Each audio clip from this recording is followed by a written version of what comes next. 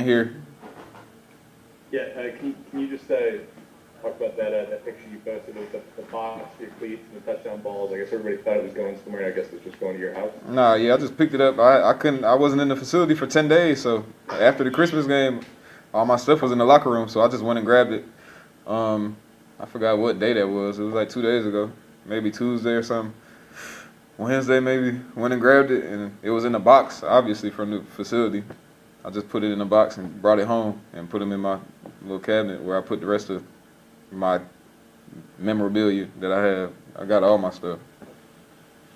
Mike Triplett? Alvin, is there anything in particular that you think Sean Payton has done well this year while dealing with different wrinkles than he's even experienced before in his first 15 years on the job? Since I've been here, I think Sean, anything that comes up, I think he deals with it well. He's always thinking, he always has a plan for, the unexpected. He's always planning for the expected, anything. There's times where I'm like, what is Sean talking about? And then something happens and I'm like, dang, that's what he was talking about. So nothing really surprises him. He always has a plan. He's always, like I say, he's always thinking. He's thinking ahead. Do you have an example of that? Something that he had pre-warned you guys about that came up one time? He was talking about this whole Corona thing. It's a lot of stuff that he was talking about with this Corona thing, but a lot of it, pretty much, most of everything he said, pretty much happened. So. Nick Underhill? Sean was talking this morning just about how the evolution process of the team and the identity forming was a little bit different this year without the offseason program. Did you feel like it took a little bit longer into the year for you guys to kind of figure out who you are? And you feel like that process is still going on right now, as you guys are in the playoffs?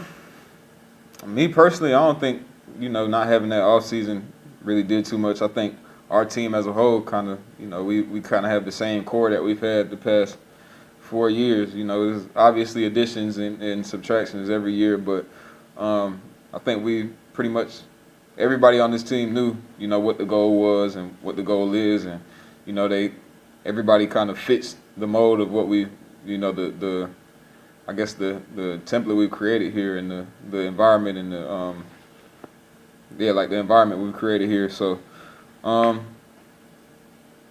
don't think there was really any. No, I don't think.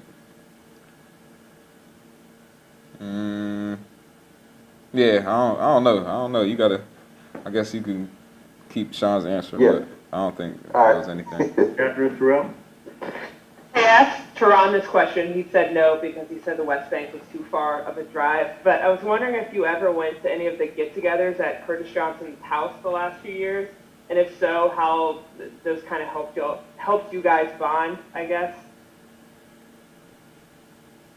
What's the context of the question? I was asking if you ever went to any of the post-game get-togethers at Curtis Johnson's house over the last few years, and if that helped you guys bond at all. I have, and yes. It seems like they're pretty elaborate. I think he said at one point y'all had a band and his wife got really into it. So is that something that I know that you can't really be done with the pandemic now? So is it something that kind of feels lost, I guess, in the pandemic and everything this year? Yeah. John DeSager? Alvin, you're out for 10 days. What did you do to maintain your fitness? And after you come back and jump right back into it, you don't seem all that impressed that you were able to do it. Do you do anything that impresses you? Nah, not really. I think a lot of it is mental, man. It's like, a lot of it's a long season. You're gonna be in for the physical grind, but if you can keep your mind in line, I think it gives you that much more room for success. So me, my 10 days, I was kind of really just trying to keep my mind right. Like, okay, well, I'm out. I can't do anything as far as practice and meetings in person and stuff like that goes. But and I'm not even talking about mental, like in the meetings, like the Zoom calls and stuff like that, because obviously I had to do that. But I'm just talking about like me, just personally, like just making sure I'm on point and I'm not getting out of my season form as far as my mind goes. The physical, I wasn't worried about the physical at all. Just the mental, like, making sure I'm still locked in and making sure, like, I got a playoff game to play. I have Corona, and I'm at home. I'm, sitting. I'm on the couch, whatever. But I can't lose focus of, the fact that we still have football to play. So that's it. And last question for Luke Johnson. Alvin, off the field, on the field doesn't really matter. What's the most competitive you've ever seen Drew Brees? The most competitive? Ron was saying he's pretty wicked at ping pong. Yeah, the ping pong table gone. RIP to the ping pong table, but he's pretty. Yeah, he get pretty locked in on that ping pong. Drew competitive at anything. He throw a dang Gatorade bottle in the trash can at practice, and he, like, if he missed, it's like he threw an interception. You know what I'm saying? Like, he anything he's doing, he's competing, and that's one thing I did notice about Drew, because that's how I am. But, like, I watch, so, especially when I first got here, I used to watch everything Drew did, and it's like, man, he want to beat you in tying his shoe if that's a competition.